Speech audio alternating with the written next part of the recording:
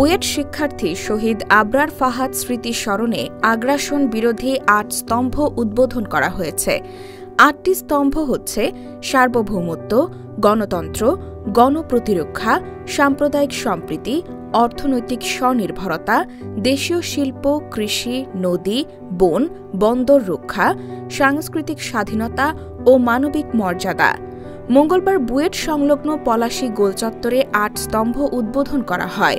আগ্রাসন বিরোধী ৮ স্তম্ভ নির্মাণের পেছনে ২ অরাজনৈতিক ব্যক্তির গুরুত্বপূর্ণ অবদান রয়েছে বলে জানিয়েছেন বাংলাদেশ প্রকৌশল বিশ্ববিদ্যালয়ের মেধাবী ছাত্র শহীদ আবরার ফাহাদের ভাই আবরার ফাইয়াজ। আবরার ফাইয়াজ তার ফেসবুকে লিখেছেন, আগ্রাসন বিরোধী ৮ স্তম্ভের পেছনে অরাজনৈতিক ২ জনের বিশেষ অবদান রয়েছে। প্রথমে ফাইয়াজ বুয়েট অ্যালামনাই ও ড্যাফোডিলের আর্কিটেকচার শিক্ষক নাজমুল হক নাইমের কথা তুলে ধরেন, যিনি ১ বছর ধরে ডিজাইন ও কাজের সব বিস্তারিত নিয়ন্ত্রণ করেছেন। ইঞ্জিনিয়ারদের আপত্তি থাকা সত্ত্বেও নিজে গিয়ে কাজ এগিয়ে নিয়েছেন। দ্বিতীয় ব্যক্তি হিসেবে ডিএসসিসির ইঞ্জিনিয়ার মিথুন চন্দ্র শীল ও তার টিমের কথা বলেন, যারা মাত্র ৪০ দিনে কাজ শেষ করেছেন এবং কাজের সব ঝামেলা সামলেছেন। ঢাকা দক্ষিণ সিটি কর্পোরেশনের প্রধান কর্মকর্তারাও সক্রিয়ভাবে সাহায্য করেছেন। শেষে ফাইয়াজ বলেন, তারা সফল হয়েছেন। লাইটগুলো টিকলে এই স্তম্ভ খুবই ইউনিক স্থাপনা হবে।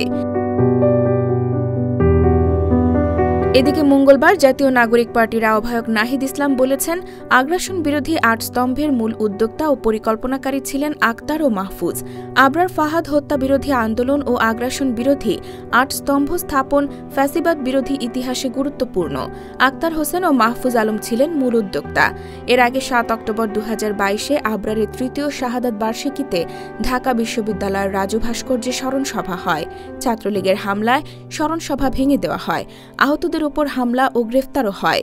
সেদিনের ঘোষণাপত্রে বলা হয়, আবরারের শাহাদাত বাংলাদেশের স্বাধীনতা ও সার্বভৌমত্ব রক্ষায় একটি প্রতীক, যা ভারতীয় হস্তক্ষেপ ও জাতীয় বিভাজনের বিরুদ্ধে দাঁড়ানোর প্রতীক।